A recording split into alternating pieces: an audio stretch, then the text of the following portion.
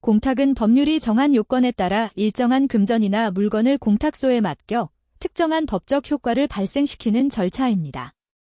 공탁법은 공탁의 절차 및 효과를 규정하고 있으며 민법, 민사집행법 등 관련 법령과의 연계 속에서 해석되어야 합니다.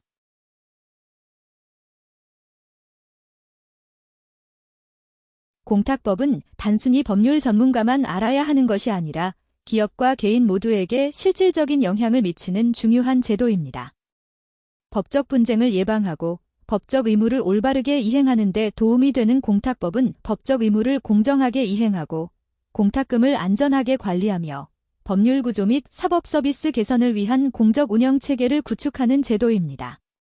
공탁법 조문을 이용하여 전체적인 내용을 알아보도록 하겠습니다. 공탁법 총칙은 국민의 재산을 보호하고 공탁 절차를 명확하고 공정하게 운영하기 위한 법적 기반을 제공한다는 메시지를 담고 있습니다. 공탁법 제2장 공탁 절차는 공탁을 안전하고 체계적으로 처리하는 방법과 공탁된 재산을 보호하는 법적 절차를 안내하는 역할을 합니다. 또한 특정한 경우 외국인 형사공탁 등 공탁이 더 편리하게 이루어질 수 있도록 배려하고 있다는 메시지를 담고 있습니다.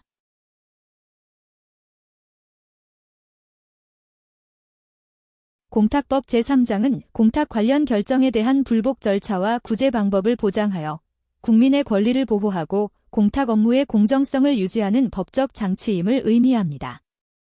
즉, 공탁 처분이 부당하다고 느끼면 법적으로 이의를 제기할 수 있으며 법원에서 공정한 판단을 받을 수 있다는 메시지를 담고 있습니다.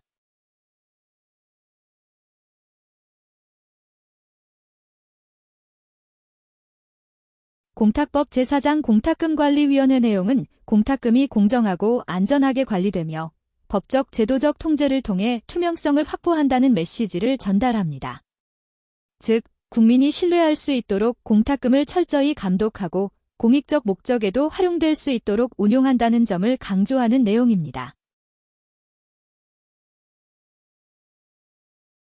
공탁법 제5장 사법서비스진흥기금은 단순한 사법행정 규정이 아니라 국민의 법적 권리를 보장하고 사법서비스의 질을 높이기 위한 국가의 의무를 명확히 한 조항입니다.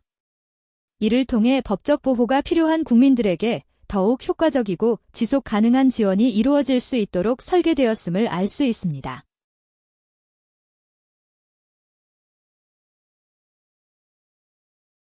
공탁법 34번 문제입니다.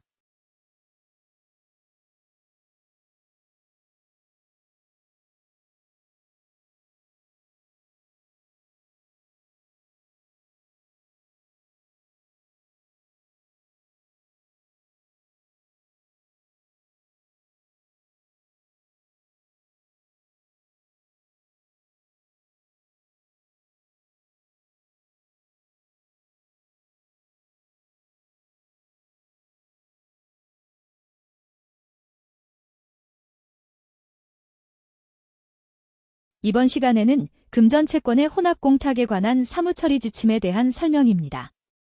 금전채권과 관련하여 채권자의 불확실성이나 압류 경합 등의 문제가 발생할 경우 이를 하나의 공탁 절차로 해결할 수 있도록 마련된 것이 혼합공탁 제도입니다. 각 장별로 간략히 설명드리도록 하겠습니다. 제1장 총칙, 혼합공탁의 개념과 기본 원칙으로 혼합공탁이란 공탁원인과 법적 근거가 다른 두 개 이상의 공탁을 하나의 절차로 처리하는 방식입니다. 채권자 불확실한 변제자가 과실 없이 채권자를 알 수 없는 경우를 의미하며 이는 민법 제487조 후단에 근거합니다. 혼합해소문서란 공탁된 채권의 귀속을 확정하여 집행채권자가 공탁금에서 배당을 받을 수 있도록 하는 증명문서입니다.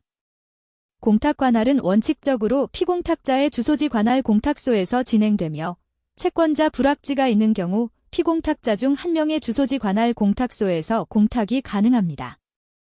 즉, 이 장에서는 혼합공탁의 개념과 필요한 법적 개념을 정리하고 실무에서 적용할 수 있도록 기본 원칙을 정립하는 역할을 합니다. 제2장 공탁 절차, 혼합공탁이 필요한 경우 및 신청 방법으로 혼합공탁은 다음과 같은 경우에 적용됩니다. 1. 채권양도의 효력에 다툼이 있는 경우. 2가 압류명령과 채권양도 통지의 도달 시점이 불분명한 경우.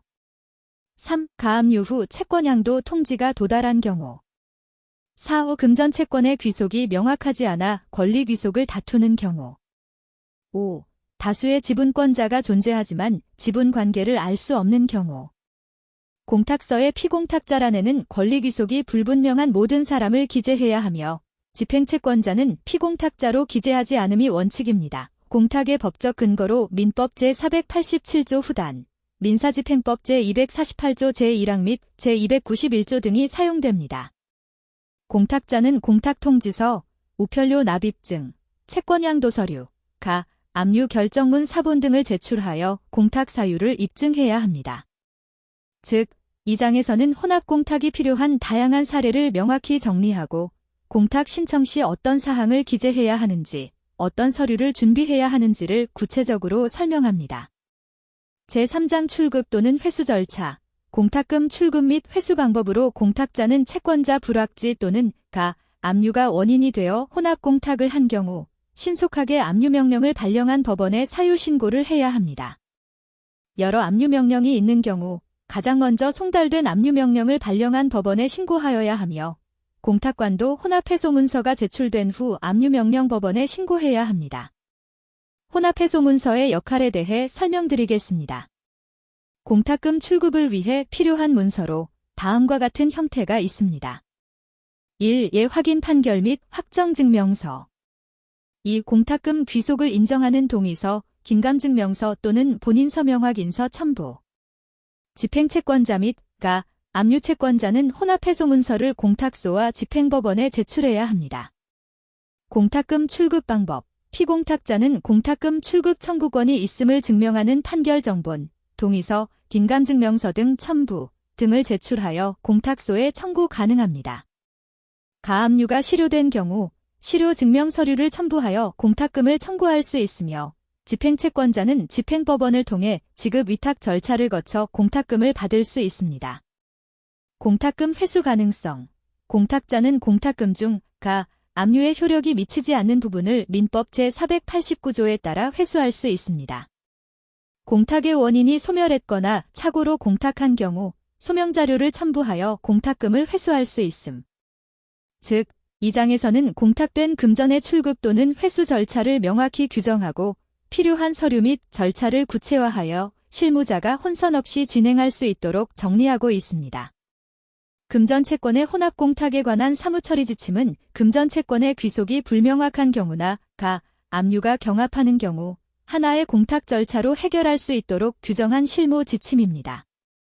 이 지침을 통해 혼합공탁 절차가 보다 체계적으로 정리되고 공탁금의 적절한 배분과 회수가 이루어질 수 있도록 실무적 기준을 명확히 제공하고자 합니다.